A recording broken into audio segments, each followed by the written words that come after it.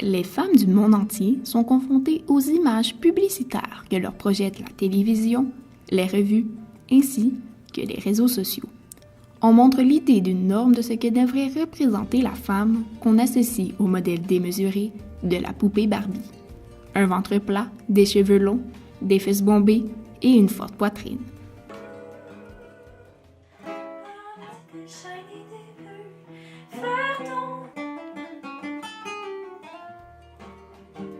Dans ce milieu-là artistique, c'est énormément, c'est beaucoup basé sur l'apparence physique, sur comment est-ce que les gens se présentent au travail, sur ce qu'ils ont l'air, parce qu'ils sont tout le temps exposés, que ce soit à la télé ou sur YouTube ou sur Facebook, sur Instagram, sur les réseaux sociaux, sur un vidéoclip. Moi, j'en vois pas d'essentiel. J'en vois pas d'essentiel d'être parfaite physiquement dans ce milieu-là. Moi, prends-moi tel quel, puis fais ce que tu peux avec ce que je te donne. Les représentations féminines dans les médias font la promotion de la femme parfaite. Une étude démontre qu'après avoir lu un magazine, 80% des femmes sont affectées. Les images montrées dans les magazines ont donc un impact considérable sur les femmes. Au niveau des réseaux sociaux, en fait, ça a changé beaucoup de choses parce qu'on s'entend que, bon, les femmes se font rejoindre plus facilement. Donc, on sent la pression qu'elles ont. Elles se font beaucoup plus parler de leur image qu'avant. Les gens interagissent plus avec elles d'une façon positive comme négative. Ce qui est très dommage aussi parce que souvent, on oublie le propos, je trouve, au détriment de l'image de la personne.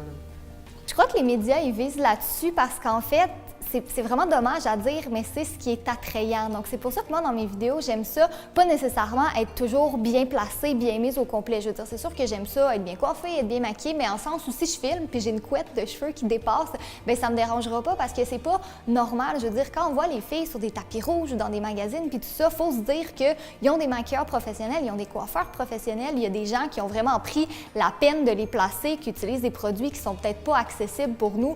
Donc, les médias, ils misent là-dessus, en fait, parce que c'est ce qui est attrayant, c'est ce que les gens ont envie de voir. Quand justement, je vois des personnes sur les réseaux sociaux que le but premier, c'est d'être mince, bien habillée, bien coiffée, bien maquillée. Tous ces trucs-là, c'est vraiment quelque chose que c'est sûr que tous les médias sociaux, ils vont faire apparaître ces filles-là en premier, mais vraiment, quand tu vois ça, tu te rends compte que tout le monde est pareil. Fait que c'est sûr qu'en étant naturel puis en étant nous-mêmes, on est capable de démontrer aux gens qu'on n'est pas obligé d'être comme les autres pour se faire apprécier.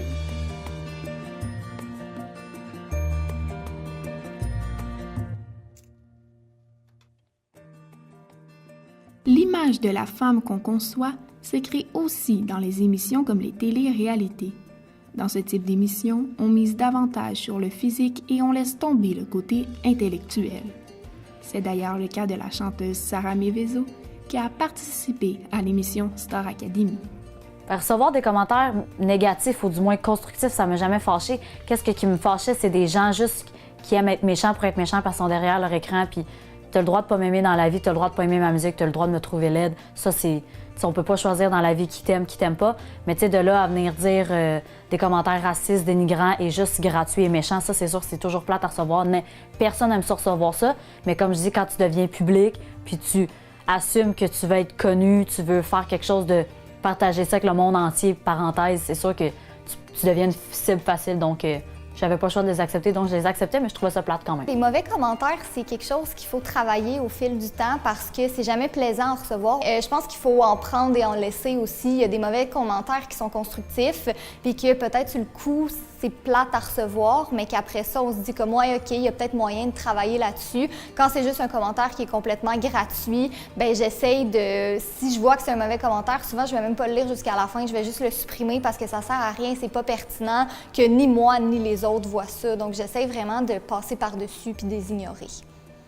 L'image projetée dans les médias est une image qui représente seulement un type de femme. La féministe et militante Léa Clermont-Dion a d'ailleurs réalisé un documentaire sur la diversité corporelle.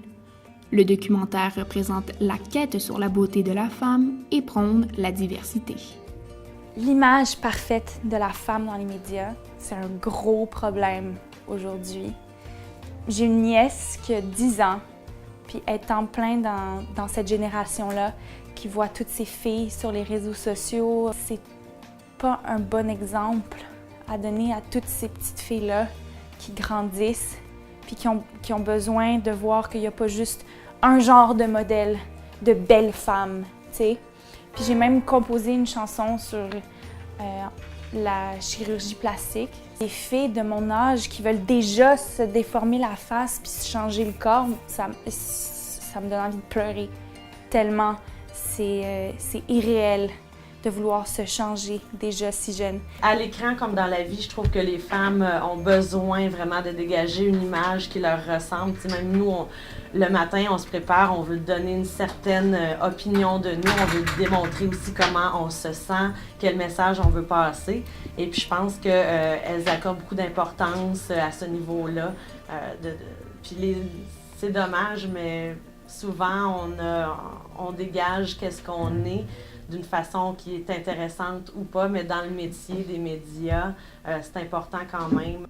Des études montrent qu'il faudrait encourager les jeunes filles à voir les médias d'un œil critique. C'est 76% des femmes qui avouent préférer les images naturelles plutôt que celles qu'on offre sur les réseaux sociaux. Et moi, je trouve que les magazines misent sur la beauté et la perfection parce qu'ils veulent que ce soit quand même assez standardisé. Ils veulent que tout le monde soit pareil. Les produits de beauté, les produits de maquillage, les personnes qui se maquillent sont tout le temps belles dans ces magazines-là. Ils sont jamais avec des boutons. Il y a toujours des petites retouches. C'est vrai qu'il faut tout le monde que la société soit pareil. Il n'y a jamais personne, on dirait, qui peut être soi-même puis être au moins différent d'une certaine manière. Je pense qu'il est trop tard pour enlever cette espèce de modèle-là qu'on s'est mis dans la tête de la femme parfaite, de la femme idéale avec le corps de rêve. Mais je pense qu'à chaque époque, il y a eu cette espèce d'image de la femme parfaite en un sens. Elle a changé. Mais un des plus beaux conseils qu'on m'ait jamais donné et que j'aimerais partager, c'est quétaine, mais juste reste toi-même. Sois vrai. Pendant et après son parcours à l'émission Star Academy, la chanteuse Sarah May a décidé de s'exposer en toute vérité et de conserver une image naturelle. Elle explique comment elle-même a été influencée par les médias. Dès que t'es dans le monde public, t'as cette pression-là, c'est énorme même avec l'hypersexualisation et tout, de la femme parfaite, de la fille parfaite. Oui, j'en ai, moi la première, puis là, je suis enceinte. Quand je passais à la télé, faut que tu te maquilles un petit peu. C'est dommage parce que la beauté, c'est relatif, puis la beauté, c'est vraiment dans les yeux de la personne qui regarde. Tout concours, il y a au moins une petite part de ça ils misent un peu sur la beauté de la personne. Mais moi, je trouve que c'est malsain de faire ça, si je peux dire ça d'une certaine manière, parce que je trouve que la personnalité, c'est tellement plus beau qu'une beauté extérieure. Parce qu'une personnalité, ça fait ressortir toutes les facettes de la personne, tandis qu'à la beauté, ça fait juste refléter ce que le monde voit de toi.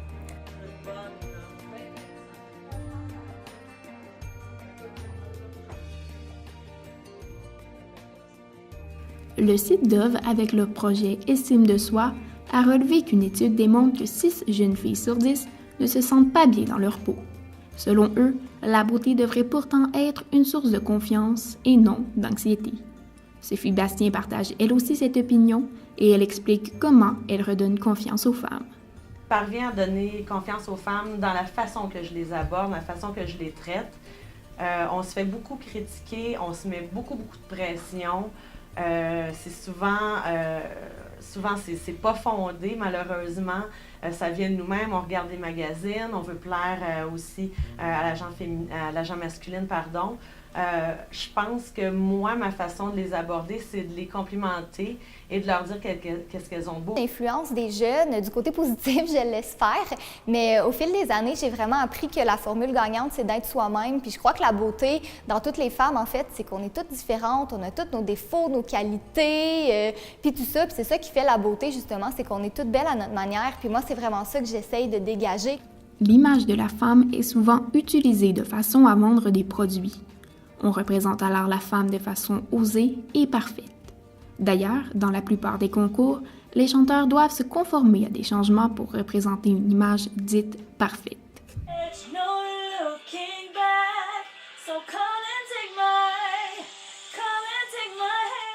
Les gens achètent beaucoup avec les yeux, là, que ce soit genre des meubles, que là, je fais des comparaisons banales, là, mais parce que les gens aiment ce qui est beau. Je trouve qu'on était tous beaux, tous différents, mais en nous mettant un petit look de star, en nous repimpant, ben là, les gens étaient comme « Oh, wow, c'est beau sa robe. Oh, regarde le beau complet de telle personne, c'est beau. » Mais tu sais, à la base, on était tous beaux, mais pour passer à la télé, il faut quand même avoir un certain standing, parenthèse. L'apparence reste très préoccupante, mais il est important de comprendre que l'image que représentent les médias est parfois déformée. Il faut davantage encourager les organismes comme Dove avec son projet Estime de soi qui tente de valoriser les femmes telles qu'elles sont. Des organismes comme celui-ci permettent à plusieurs femmes de retrouver confiance en elles, mais surtout de contrer le stéréotype de la femme parfaite. C'était Karine Bissonnette pour l'Informateur.